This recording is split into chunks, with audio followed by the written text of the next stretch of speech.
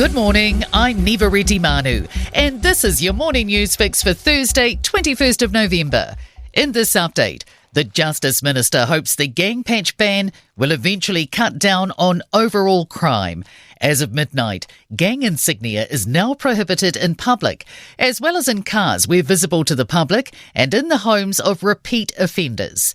Paul Goldsmith expects people will want to obey the rules to avoid the consequence of the home ban. He says it could also reduce the number of people going through the court system. The best way to deal with the court system's pressures is to get on top of violent crime. And one of the best ways to get on top of violent, serious sexual offending is to deal more effectively with gangs.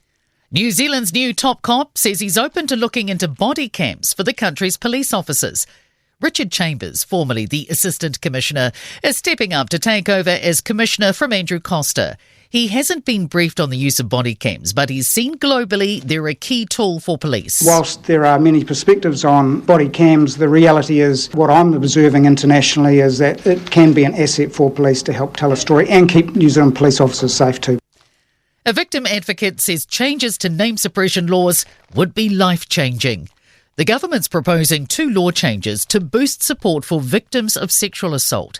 It would mean courts cannot issue a permanent name suppression order for an adult convicted of a sexual offence unless the victim agrees to it. The second would ensure victims of intimate visual recording offences are automatically given name suppression, a current gap in legislation.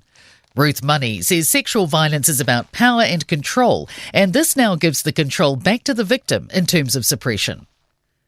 Local government New Zealand says councils need more ways of making money to keep up with communities' needs. It's released 25 potential funding tools, including value capture, a ratepayer assistance scheme and a civil defence levy. President Sam Broughton says a recent poll shows 67% of people think not enough is being done to meet New Zealand's infrastructure needs. He says this is despite rates on average increasing 15% across the country. Council spending over 85% of their capital spend on water, wastewater and transport, the essential infrastructure that's required. A researcher believes international drug smugglers are flooding the New Zealand market, bringing prices down and availability up. The New Zealand Drugs Trend Survey found cocaine use is increasing, with 48% of respondents reporting they've used it at some point in their life. It finds meth's also dropping in price, with the gram becoming 36% cheaper over the past 6 years. Meanwhile, a search is continuing today off Northland's coast for a small vessel with 2 people on board, possibly linked with an organised crime group.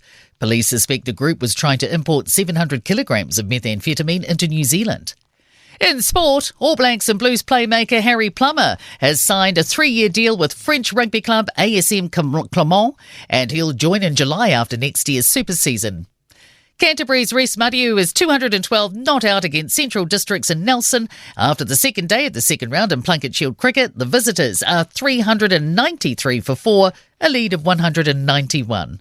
Finally, New Zealand will compete in the 5th season of Sail GP with a new coach at the helm in the form of Olympic bronze medalist and America's Cup winner Sam Meach.